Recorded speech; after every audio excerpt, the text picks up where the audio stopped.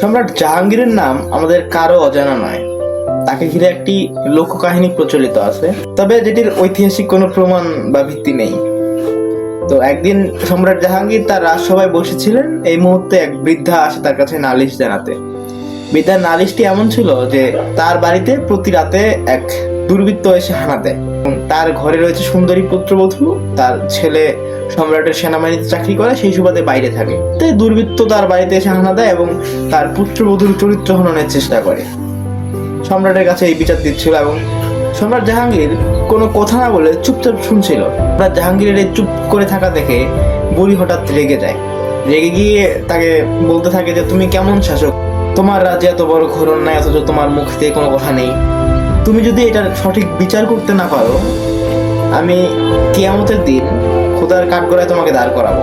তো ওই বৃদ্ধা যখন চলে যাচ্ছিল, সম্রাট জাহাঙ্গীর তাকে পেছন থেকে ডাকলে এবং বলে যে এরপরে রাতে সেজন্য ঘরের সমস্ত আলো নিভিয়ে রাখে এবং দুর্বৃত্ত যখন আসবে তখন যেন সম্রাটকে সংকেত দেয়। যেই কথা সেই কাজ। পরের রাতে আবার হানা দেয় সেই দুর্বৃত্ত এবং সম্রাট জাহাঙ্গীর বুড়ির সংকেত পেয়ে সেই বাড়িতে উপস্থিত হয় এবং তার তরবারি দিয়ে সেই দুর্বৃত্তের শিরচ্ছেদ করে দেয়।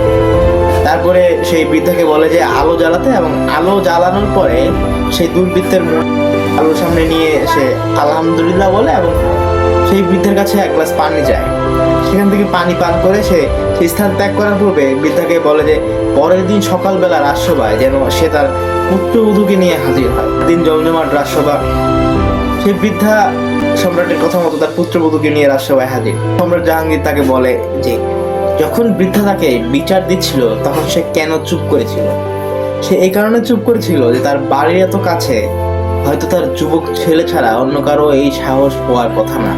তো নিজের ছেলের অপরাধে সঠিক বিচার করতে পারবে কিনা সেই ভেবে সম্রাট জাহাঙ্গীর চুপ হয়েছিলেন এবং বুড়ির বাড়ির আলো নিভিয়ে রাখতে পারেন। এই কারণে যদি সেই দুর্বৃত্ত তার নিজের ছেলে হয়, আলোর সামনে ছেলের মুখ দেখে হয়তো তিনি সঠিক বিচারটা নাও করতে পারেন। সেই কারণে তিনি আলো নিভিয়ে রাখতে বলেন, যাতে বিচার করার সময় তার মনের মধ্যে কোনো দুর্বলতা কাজ না করে।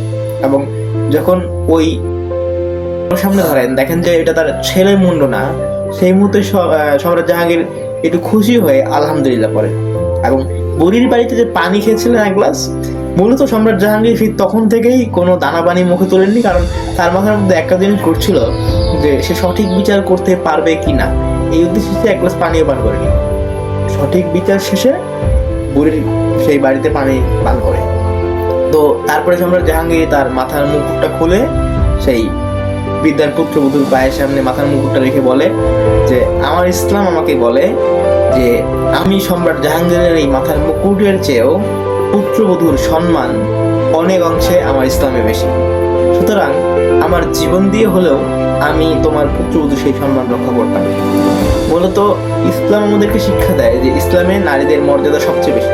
তবে এখনকার দিনে আমাদের মাঝে এই জিনিসটা ঢুকাই দেওয়া হয় যে ইসলাম নারীদেরকে বন্দি করে রাখে, ইসলাম নারীদেরকে মর্যাদা দেয় না।